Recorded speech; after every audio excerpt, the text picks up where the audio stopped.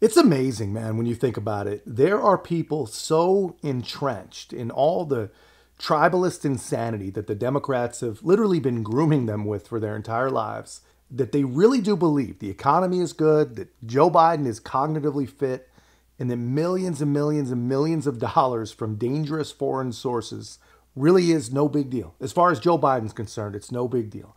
That is insane, man. There is no reasonable way to explain how any sane human who still has two brain cells to rub together can believe any of those things, let alone all of those things. And now what's going on in Congress, man, it is not going to help. We've got Rhino Ken Buck, he's retiring. And now Mike Gallagher, who's actually a pretty good, pretty decent guy, now he's retiring. So impeachment of Joe Biden, that might as well be dead, man. But it sounds like accountability might not be. Going back and forth to the testimony that we've heard, that we've aired here live on National Report, and again, statements that were made, all this in regards to the impeachment inquiry. I'm curious to know what you say to those that push back and say there's no appetite in the House and definitely not the Senate for an impeachment. Perhaps there would be criminal referrals moving forward, but then you'd be met with another barrier, if you will, of the statute of limitations, meaning where are you attempting to go at this point, Congressman? Well, I want to hold accountability. That's what we said all along. We said when we launched the investigation, we want to provide the truth to the American people and then provide real accountability. So what does real accountability look like? Does it look like impeaching Joe Biden in the House and then the Senate tabling it like they're going to do with the Merrick Garland impeachment?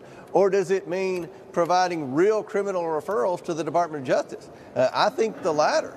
Look, I would vote to impeach Joe Biden right now. The impeachment inquiry was meant to give us more tools to be able to gather more information to be able to win in court when the Bidens challenged our lawful subpoenas. We've done all that. We've gotten the evidence that the Bidens were influence peddling. They never paid a penny of taxes on it. Joe Biden's lied over a dozen times about his knowledge of who his family was doing business with and the fact that he did communicate often with these people. So now we want to hold accountability, and I believe that the best path to accountability is criminal referrals. And I want to make the point that when Hunter Biden was set the first time in that Delaware courtroom to receive blanket immunity for all of his crimes, the judge cited a letter from our investigation as to violations of the Foreign Agents Registration Act, as to violations for tax evasion.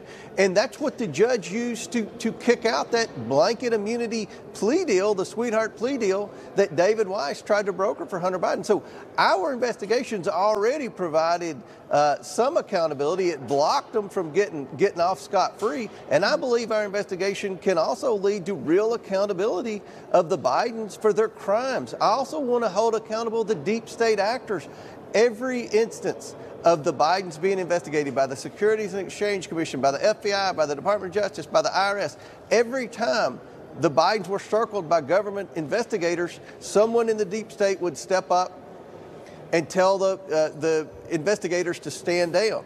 We want to list those names and hold them accountable for the cover-ups of all the Biden crimes, and I think we can do that.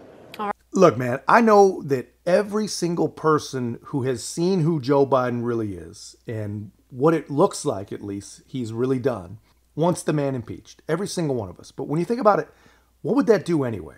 You know, impeachment really is just a political exercise. It has been for a long time, man. Even Bill Clinton, he perjured himself in Congress and he admitted it. Everybody knew it. The world knew it. Everybody still knows it. And still, he wasn't even found guilty by a Democrat Senate. This will be the same exact thing, man. The Democrat Party does not care about justice. They do not care about law. They sure as hell don't care about democracy. They care about politics. But James Comer says that real crimes really happened, and he's got the proof. And not the Adam Schiff kind of proof, like actual proof. So criminal referrals, they are going to be made. Now, of course, that's just going to be ignored by the Biden Department of Justice. And, you know, this story is not related to Mitch McConnell, and I'm no fan of Mitch McConnell, but every time I think of Merrick Garland, I just got to thank God that Mitch McConnell kept him off the U.S. Supreme Court. Could have had a lifetime appointment. Thank God Merrick Garland is not on the Supreme Court, because he is going to deny and hide, cover up, ignore any criminal referral that Congress sends over. But who knows what will actually be disclosed to us? Who knows what sort of political damage it could do? But man, just think about where we're at. I am so freaking sick of the Washington soap opera, man. We are without a doubt the most corrupt country in the entire West. And it's freaking disgusting, man. And the worst part, as corrupt as we are, there are millions and millions and millions of these tribalist victims that have absolutely no clue, man. They'll hear this video and they'll think I'm some sort of crazy person. It's remarkable stuff. I mean, you really can't make it up. It's depressing when you think about it, but that's just my take, guys. Let me know your thoughts in the comments. If you haven't already, make sure to like, comment, subscribe. Most importantly, share the channel. I'll see you in the next one.